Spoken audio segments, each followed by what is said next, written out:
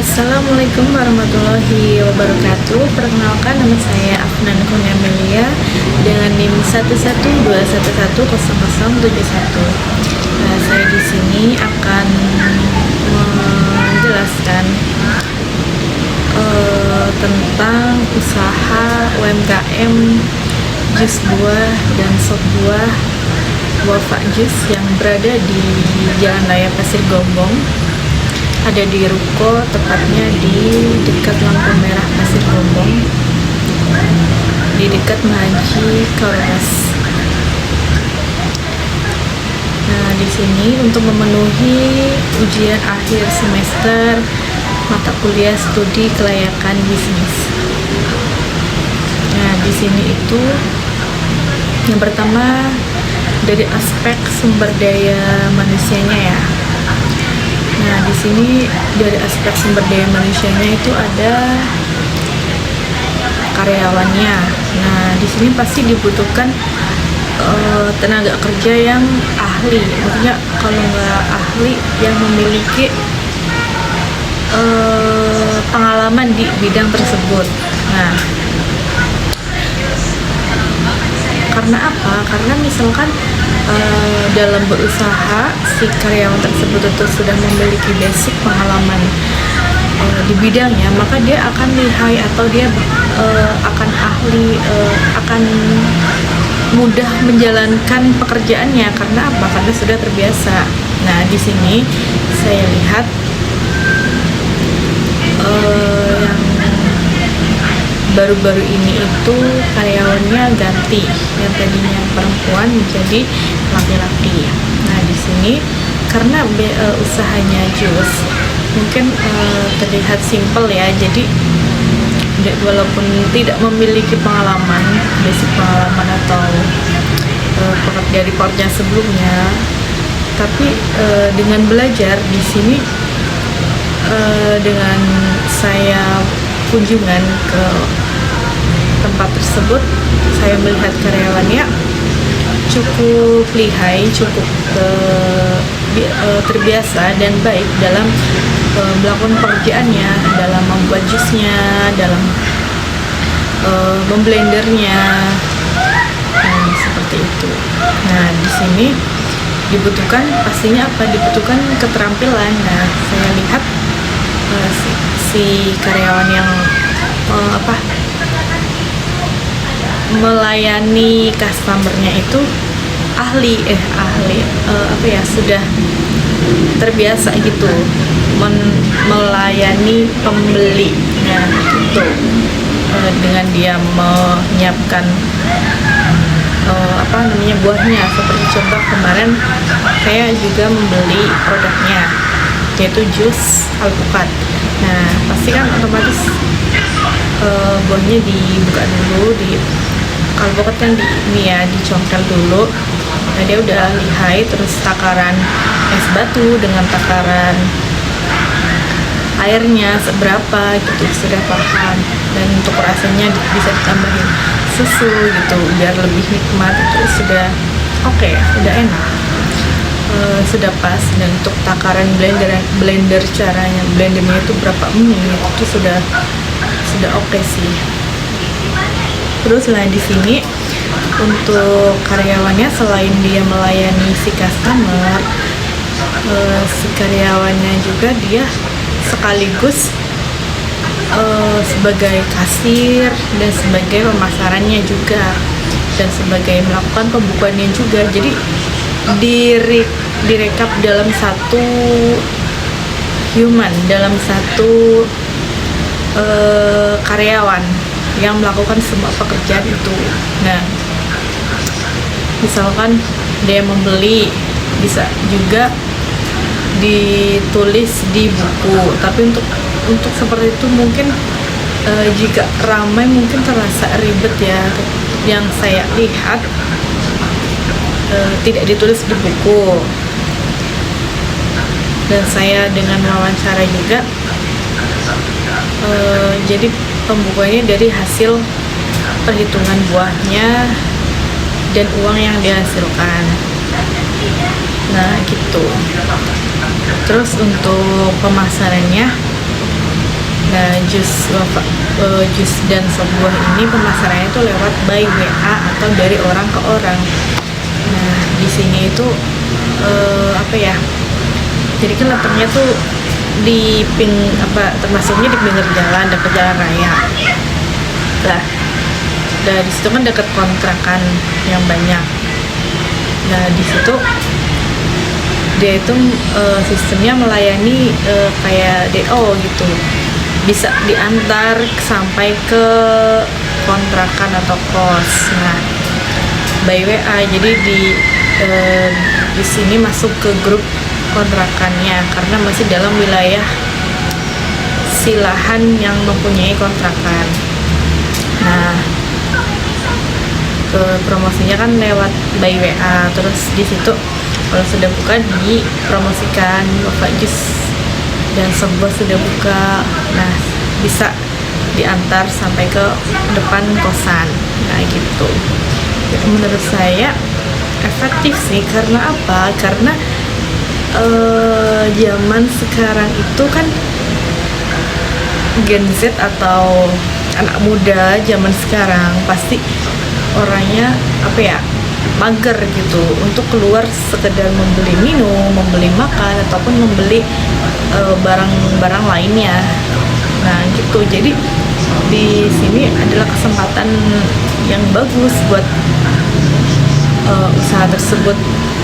Karena apa? Misalkan si jus itu buka, misal saya pengen minum jus tapi saya mager nih mau ke depan, nah itu bisa diantar. Nah, di sini kan jadi lebih efektif ya, lebih gampang dan jadi lebih laris atau lebih banyak peminatnya juga karena diantar bisa sampai depan kosan gitu. Nah, baik, jadi aspek sumber daya manusia itu juga merupakan aspek yang penting buat menunjang keberhasilan si usaha tersebut, seperti ramah kepada pembeli, senyum, intinya ramah gitu. Di sini si karyawannya cukup ramah terhadap pembeli. Nah, selanjutnya itu aspek produksi. Nah, aspek produksi itu meliputi bahan baku, ada listrik, air,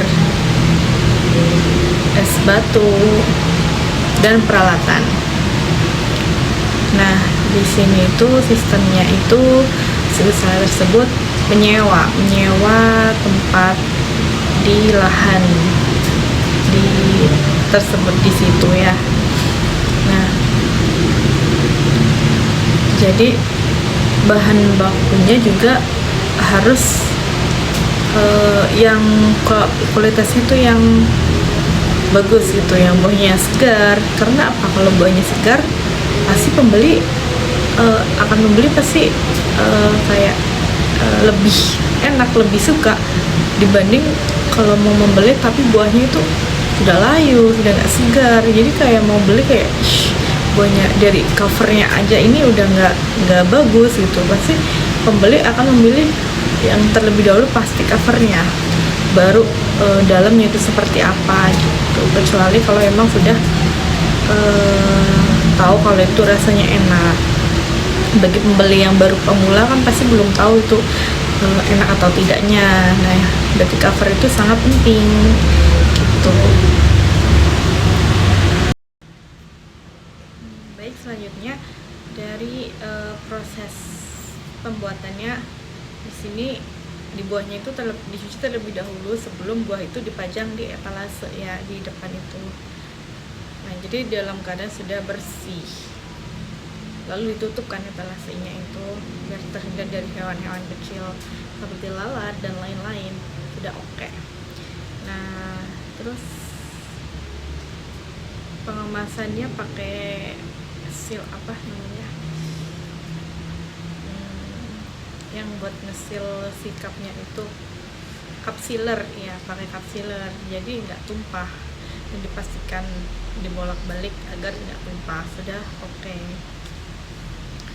Nah, peralatannya menggunakan blender. Nah, blender di sini itu hanya menggunakan satu blender. Nah, jadi mungkin kalau rame itu agak keteter ya, tapi sejauh ini katanya aman-aman saja, karena pasti apa ya, memblender jus itu cepet itu, nggak kayak misal masak makanan yang berat itu kan membutuhkan waktu yang lama. Nah, di sini terus penyimpanan buahnya juga oke ya, bersih, aman. Dan untuk sebuahnya rasanya lumayan enak, standar seperti rasa jus buah pada umumnya. Nah, untuk apa namanya, bahan baku buah-buahan itu membeli ke apa namanya, kayak agen. Nah, kalau misalnya kita membeli si penjualnya itu membeli buah ke yang kayak eceran, itu pasti akan untungnya tipis, karena apa, harganya kan mahal ya, buah-buahan kan harganya mahal. Jadi sebaiknya membeli emang bagus, emang benar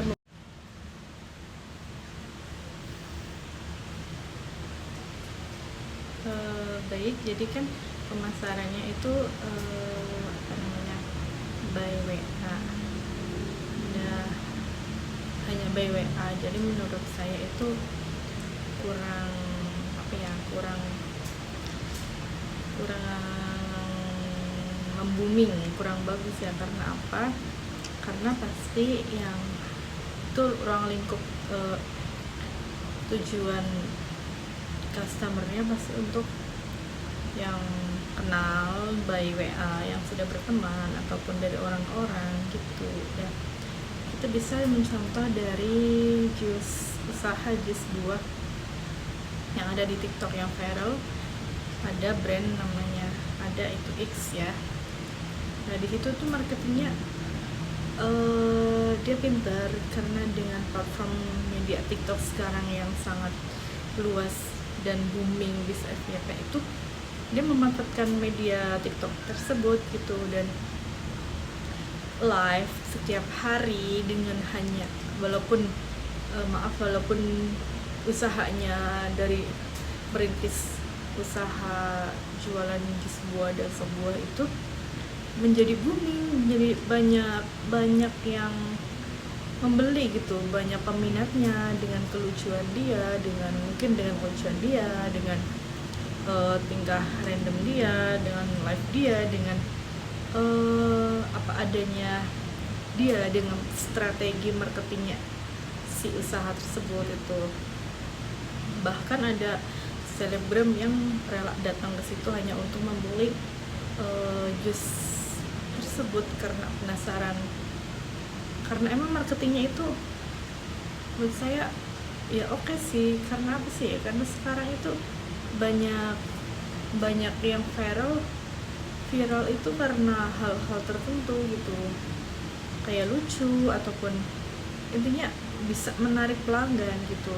Nah, di sini menurut saya kurang, dan juga mungkin lebih baik bisa dipromosikan, bisa by TikTok juga bisa, by Instagram juga bisa, selain by WhatsApp ya, seperti itu. Untuk peralatan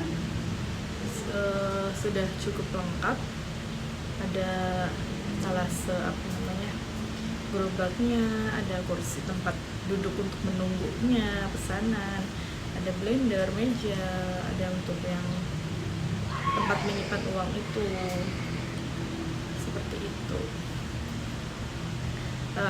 Selanjutnya ada aspek keuangan. Nah, modal awalnya pasti yang dibutuhkan itu untuk memberi peralatan, menyewa tempat, stok bahan bakunya, dan biaya produksi. Nah, di sini modal awalnya si usaha tersebut cukup besar ya, apalagi di Kabupaten Bekasi ini, di Cikarang ini, yang dimana UMR-nya itu lumayan besar dan biaya hidupnya lumayan tinggi, jadi menyesuaikan harga-harga makanan maupun peralatan pakaian, peralatan rumah tangga, peralatan produk-produk intinya produk-produk yang dijual di Cikarang ini, Kabupaten Bekasi ini.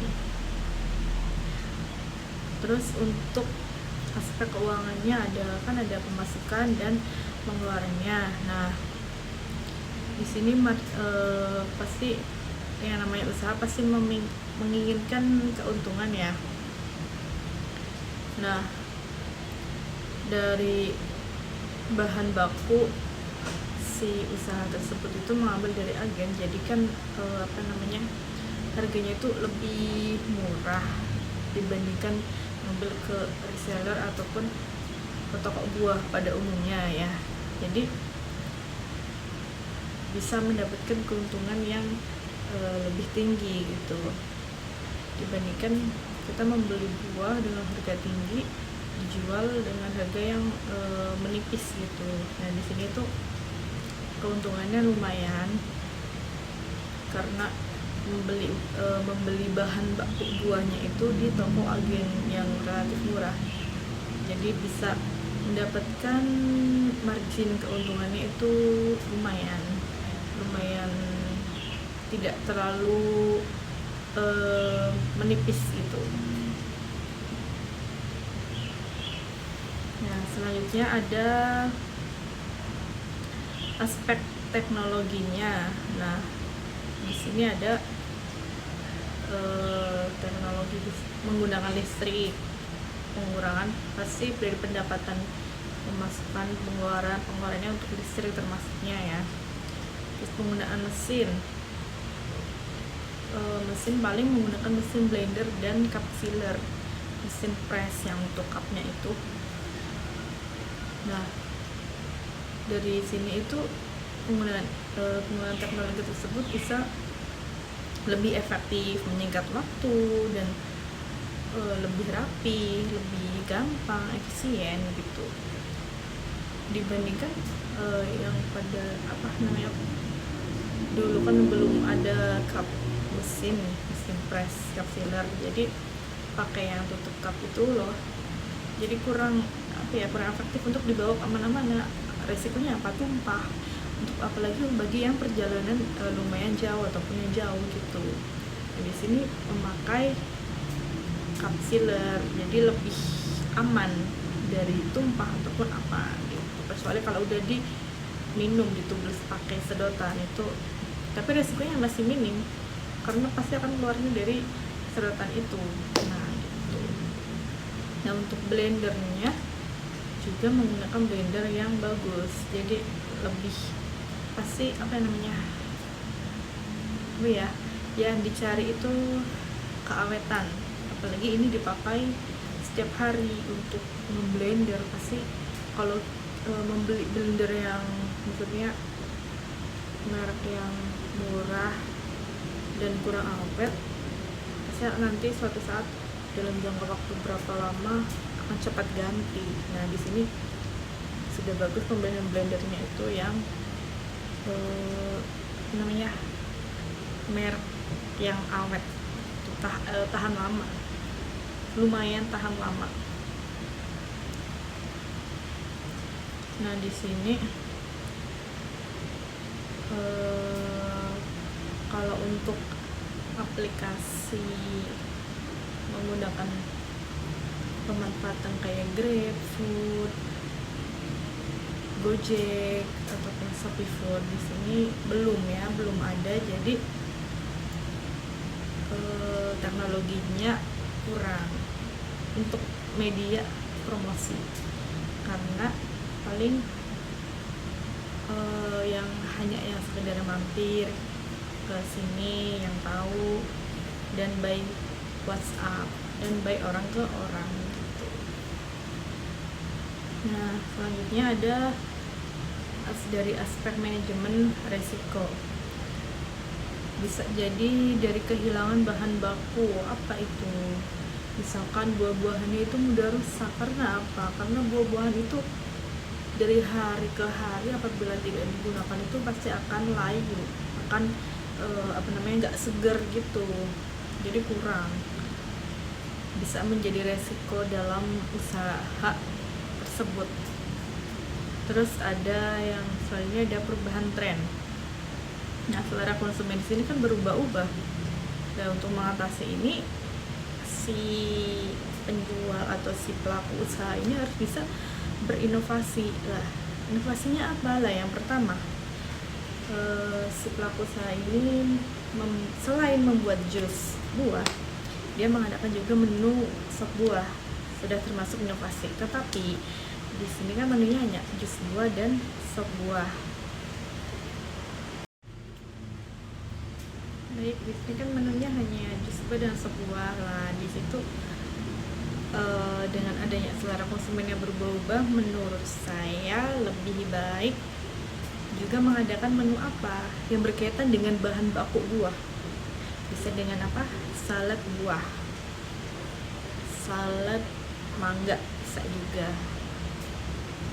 Jadi kan lebih bervariasi gitu, kayak apalagi anak muda sekarang itu kan lebih suka makanan seperti itu ya.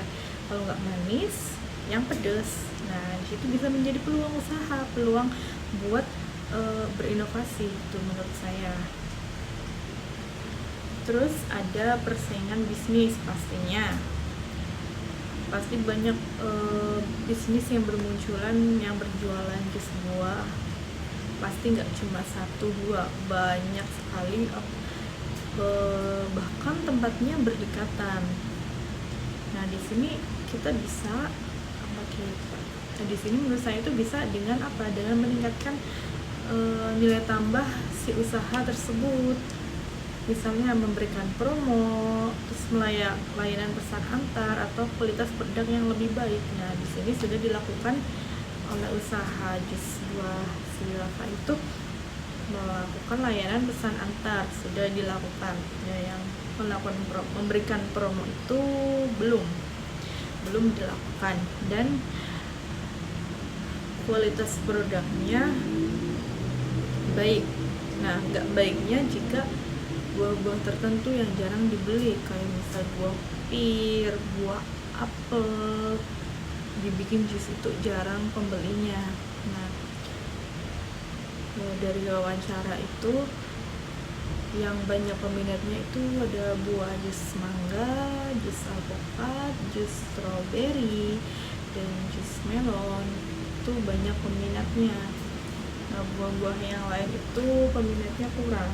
Jadi peluang si buah tersebut itu untuk nggak dipakai kan, jadi layu dari hari berhari, jadi kan kualitasnya jadi berkurang. Nah, di situ si usaha tersebut harus bisa mengatur bagaimana buah tersebut agar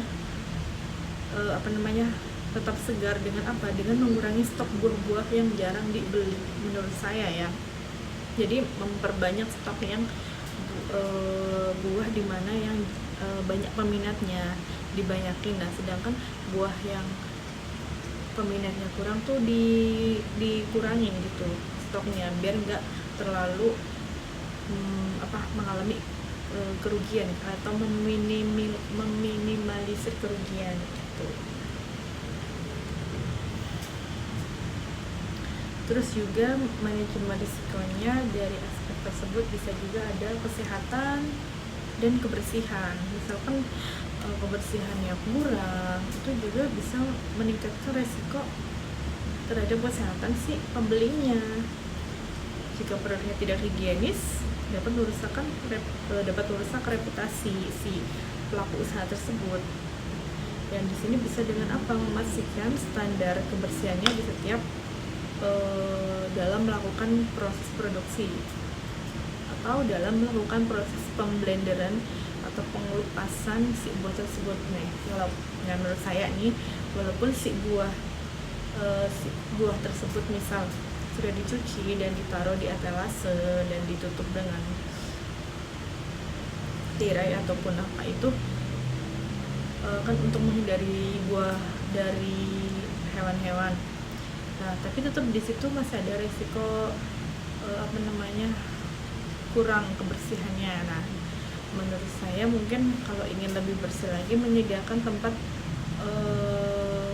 buat mencuci buah lagi gitu, kayak misal buah-buah tertentu yang tidak dikelupas, dikelupas kulitnya, kayak misal buah stroberi kan langsung di blender kan, hanya dipetik, dibuang gagangnya itu. Nah, di situ bisa dibuang gagangnya, terus dicuci secara spontan, secara mendadak pas waktu si pembeli ada gitu. Jadi kan di situ higienis gitu.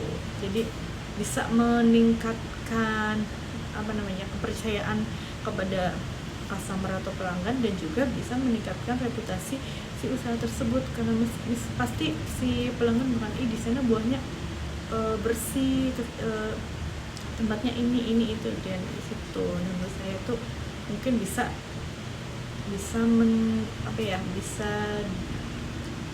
dilakukan, mungkin menurut saya, saran saya seperti itu untuk kebersihan pada buah-buah tertentu yang dimana itu tidak dikelupas kulitnya, jadi dicuci terlebih dahulu. Nah, itu saran menurut saya.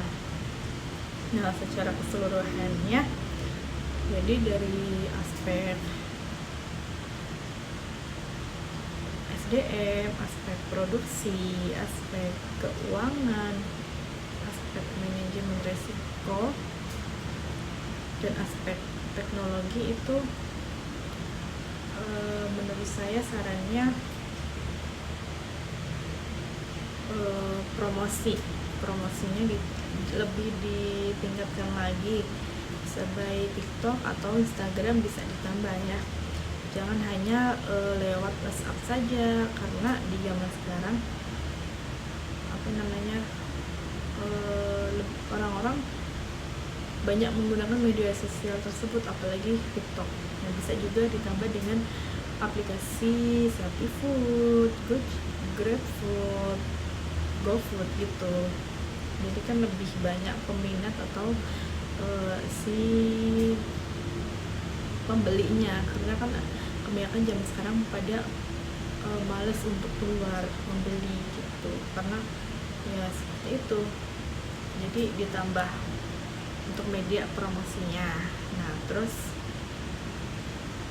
selanjutnya itu bahan-bahan bakunya itu dibanyakin stok, yang dimana banyak peminat atau pembelinya di bahan-bahan yang lebih banyak peminatnya, itu dibanyakin stoknya dibanding yang jarang beli buahnya, itu dikurangin biar meminimalisir kerugian seperti buahnya busuk ataupun sudah layu dan tidak segar. Nah, seperti itu. Terus bisa selanjutnya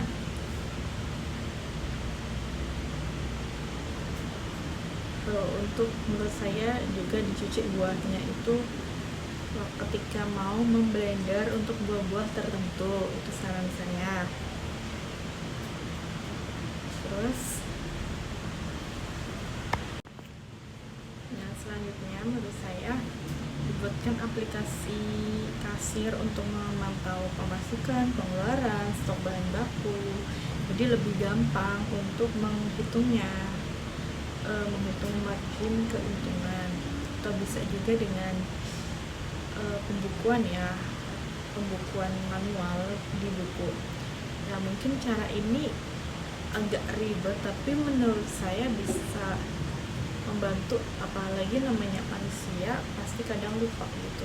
Nah, di situ menurut saya bisa dibuatkan pembukaan seperti itu, kalau nggak pakai aplikasi, pakai manual, agar bisa lebih gampang atau transparan, lebih efektif untuk pembukuannya, untuk mengetahui keuntungannya itu seberapa, lebih jelasnya dari bulan ke bulan selanjutnya gitu.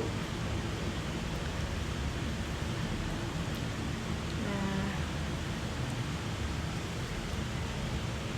di sini Itu saja menurut saya dari kelima aspek tersebut. Dan toko jus buah dan sup buah tersebut, UMKM tersebut, menurut saya sudah baik. Hanya saja mungkin membutuhkan peningkatan atau inovasi-inovasi lagi agar lebih meluas jangkauannya.